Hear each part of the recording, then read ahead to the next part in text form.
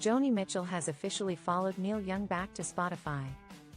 The 80-year-old legend's music is once again available to stream on the platform, over 2 years after she left and a week after Young returned in the wake of a new deal inked last month that ended the controversial Joe Rogan Experience podcast Spotify exclusivity.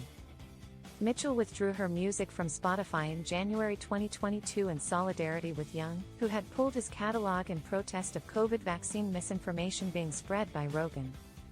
"I am doing this because Spotify is spreading fake information about vaccines, potentially causing death to those who believe the disinformation being spread by them," Young wrote in a statement at the time. "They can have Rogan or Young. Not both." Days later, Mitchell announced, "I've decided to remove all my music from Spotify. Irresponsible people are spreading lies that are costing people their lives. I stand in solidarity with Neil Young and the global scientific and medical communities on this issue." Several other artists, including Young's Crazy Horse bandmate Nils Lofgren and, briefly, his old friends Crosby, Stills, and Nash, also followed suit.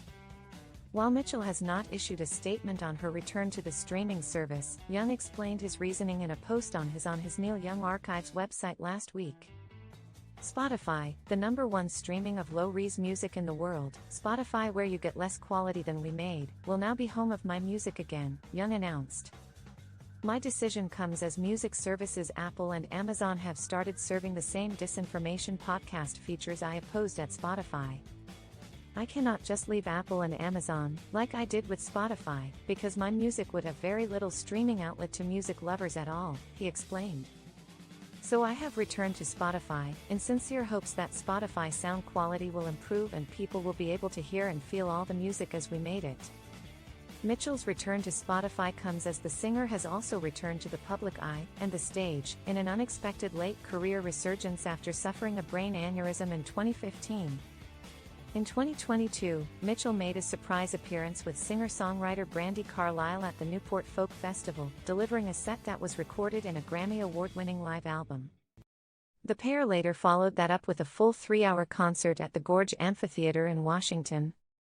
She accepted the Best Folk Album trophy for Joni Mitchell at Newport, live, in person, and performed her classic track Both Sides Now at the 2024 Grammys in February.